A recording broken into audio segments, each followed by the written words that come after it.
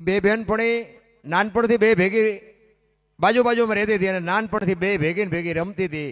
ખેતરે ભેગી જાય, ભણવા ભેગી જાય, ઢોર ચારવા ભેગી જાય. અને સમય સંજોગ અનુસાર બે દીકરીઓને જ્યારે 18 વર્ષની થઈ અને બેના માતા પિતા બેને અલગ અલગ જગ્યાએ લગ્ન કરે છે. પણ એક દીકરીને જોવો ને બાપુ, સુખની સાહેબી, મોટરની ગાડીઓની, બંગલાની સાહેબી, અને એક દીકરીની માથે જે દુઃખના ડુંગર ચડી ગયા ને ભાઈ. જો મેં હમણાં વાત કરી હતી જે સમર્પણ દીકરીનું છે ને, એ તમારી મારી તાકાત નથી.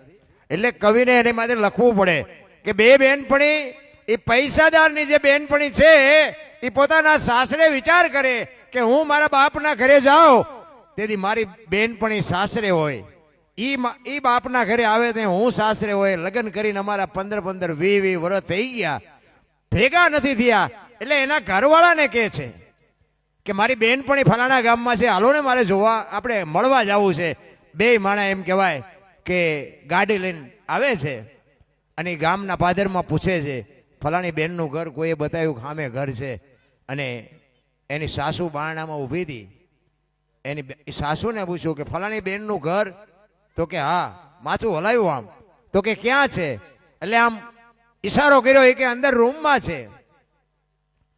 એટલે આવેલી બેન હતી ને, એ બેનપણીએ સામે જે રૂમમાં એની બેન હતી, બેનપણી એને કીધું કે બેન, અમે ઠેઠ 50 કિલોમીટરથી ગાડી લઈને આવ્યા છીએ, હવે તો ઘરમાંથી તો બહાર નીકળ. તેથી બાપુ એ બેન નીકળતી નથી. અને બેન અંદરથી બાપુ જવાબ આપે છે. શું કહે છે? દુઃખનો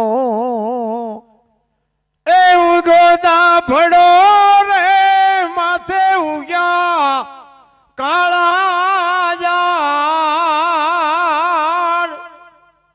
ઓરડો યોઢીને યુવી સખી હું કેમ આવું રે બાર, ઓરડો યોઢીને યુવી સખી હું કેમ આવું રે બાર.